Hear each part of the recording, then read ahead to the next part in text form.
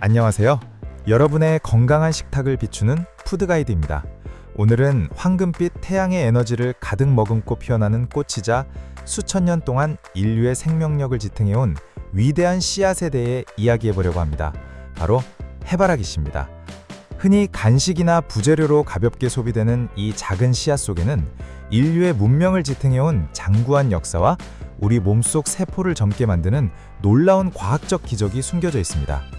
껍질 속에 응축된 이 작은 알갱이가 어떻게 지구상에 처음 나타나 인류와 운명을 함께해왔고 우리 몸속 혈관과 세포에서 어떤 정밀한 생화학적 변화를 일으키는지 그 깊은 역사와 원리를 아주 세밀하게 파헤쳐 보겠습니다. 먼저 해바라기 씨가 지구상에 어떻게 처음 등장했는지 인류학적인 기원부터 거슬러 올라가 보겠습니다.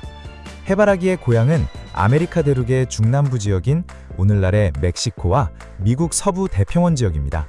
인류학자들과 고고학자들의 연구에 따르면 해바라기는 기원전 3000년경 이미 북미 원주민들에 의해 재배되기 시작한 아주 오래된 작물입니다. 이는 인류의 주요 식량인 옥수수보다도 먼저 작물화가 이루어졌음을 보여주는 놀라운 사실입니다. 고대 아메리카 원주민들은 해바라기를 태양의 신성한 현신으로 여겼습니다. 잉카 문명에서는 해바라기를 태양신의 상징으로 숭배하며 황금으로 해바라기 모양의 형상을 만들어 신전에 바치기도 했습니다. 원주민들에게 해바라기 씨는 가뭄이나 식량 부족 속에서도 생존을 가능하게 해준 고칼로리 영양의 보고였습니다.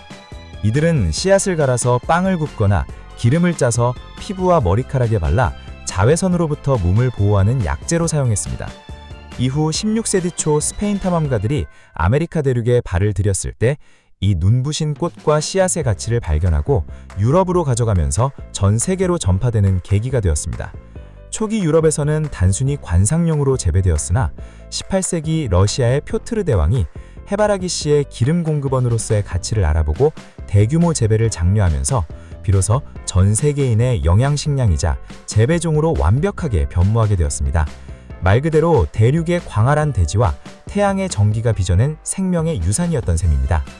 그렇다면 이 이국적인 해바라기 씨는 우리 한반도와 어떤 인연이 있을까요? 한반도에 해바라기가 처음 유입된 기원에 대해서는 여러 학설이 있지만 문헌상으로는 조선시대에 접어들어 본격적으로 도입된 것으로 확인됩니다.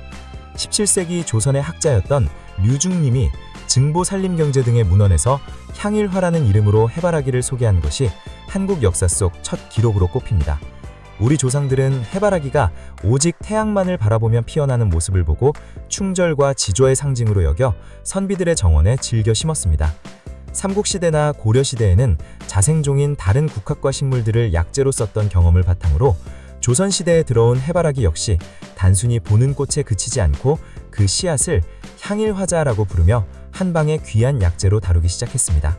조선 최고의 의서인 동의보감의 흐름을 잇는 후기 의서들을 살펴보면 해바라기 씨는 성질이 평하고 맛이 달며 독이 없다고 서술되어 있습니다. 특히 기를 내리고 장을 매끄럽게 하여 소화를 돕고 이지를 치료하며 몸속의 정수를 보하여 안색을 좋게 한다는 효능이 상세히 기록되어 있습니다. 우리 선조들은 민간에서 귀한 손님이 오면 해바라기 씨를 볶아서 대접하거나 먼 길을 떠나는 나그네의 비상식량으로 챙겨주며 기력을 보충하게 했습니다. 이처럼 외래에서 유입된 해바라기 씨는 우리 민족의 정서와 의학적 통찰력을 만나 한국인의 체질을 보하는 훌륭한 토착 건강식으로 자리 잡게 되었습니다. 자, 그렇다면 이제 해바라기 씨가 왜 영양학적으로 지상 최고의 방어막이라 불리는지, 그 성분이 우리 몸의 세포에서 어떻게 작용하는지 과학적인 메커니즘을 아주 깊숙하게 들여다보겠습니다. 해바라기 씨의 가장 독보적인 성분은 바로 고농도의 비타민 E와 피토스테롤, 그리고 셀레늄과 리놀레산입니다. 우리 몸의 모든 세포는 매일 대사 과정에서 발생하는 활성산소라는 독성 물질에 의해 세포막이 산화되고 손상되는 위기에 처합니다. 이때 해바라기 씨에 풍부한 알파 토코페롤 형태의 비타민 E는 지용성 항산화제로서 세포막의 지질층의 자리를 잡고 활성산소가 세포막을 공격하는 유해한 연쇄 반응을 원천적으로 차단하는 강력한 방패 역할을 수행합니다. 또한 주목해야 할 핵심 성분은 피토스테롤입니다. 피토스테롤은 픽물성 스테롤 분자로서 구조적으로 인간의 콜레스테롤과 매우 유사합니다. 이 성분이 장관에 도달하면 실제 콜레스테롤이 흡수되는 수용체를 먼저 선점하여 결합함으로써 혈액 속으로 나쁜 콜레스테롤인 LDL이 흡수되는 것을 물리적으로 차단하는 메커니즘을 가집니다. 이를 통해 혈관벽에 찌꺼기가 쌓여 혈관이 딱딱해지는 동맥경화를 예방하고 전반적인 혈류 시스템을 깨끗하게 정화합니다. 여기에 풍부한 불포화 지방산인 리놀레산은 혈관의 유연성을 확보하고 세포 간의 신호 전달을 매끄럽게 도와줍니다. 더불어 미량 원소인 셀레늄은 체내 항산화 효소를 활성화하여 유전자의 변이를 막고 암세포의 증식을 억제하는 방어 체계를 구축합니다. 이처럼 해바라기 씨는 세포막 보호부터 혈관 내 콜레스테롤 차단, 그리고 면역 방어 시스템 강화에 이르기까지 우리 몸의 전신을 정밀하게 방어하는 과학적인 힘을 품고 있습니다. 자, 이렇게 몸에 좋은 해바라기 씨를 제대로 누리려면 어떤 것을 고르고 어떻게 먹어야 할까요? 전문가들이 말하는 선별 요령을 알려드리겠습니다. 해바라기 씨는 불포화 지방산 함량이 매우 높기 때문에 무엇보다 신선도를 확인하는 것이 고르는 요령의 핵심입니다. 껍질이 있는 것을 고르실 때는 껍질의 색이 선명하고 회색과 흰색의 줄무늬가 뚜렷하며 통통하게 살이 오른 것을 선택하셔야 합니다. 손으로 쥐었을 때 묵직한 느낌이 들어야 속이 알차게 찬 것입니다.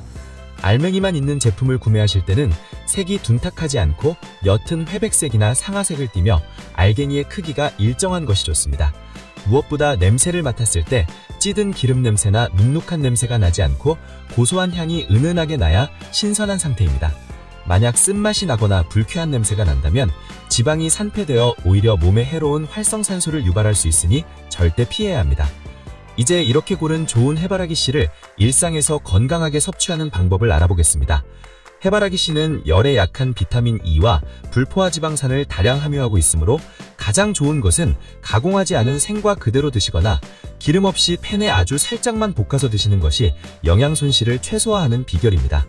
특히 해바라기 씨의 지용성 비타민은 요거트의 유지방이나 샐러드 드레싱의 올리브유와 함께 섭취할 때 체내 흡수율이 몇 배로 극대화됩니다. 밥을 지을 때 마지막에 고명으로 얹거나 홈메이드 빵이나 쿠키를 만들 때 반죽에 넣어 활용하시면 고소한 풍미와 부드러운 식감을 동시에 누릴 수 있는 지혜로운 방법입니다. 보관하실 때는 공기와의 접촉을 차단하는 것이 필수적입니다. 공기와 햇볕에 노출되면 산패가 빠르게 진행되므로 반드시 불투명한 밀폐 용기에 담아 보관하셔야 합니다. 양이 많을 경우에는 냉장실에 두거나 장기 보관 시에는 냉동실에 넣어두셔야 오래도록 고소한 맛과 신선한 영양을 온전히 지킬 수 있습니다. 마지막으로 주의해야 할 사항들입니다. 해바라기 씨는 몸에 좋은 유익한 지방이 풍부한 만큼 칼로리가 다소 높은 편입니다.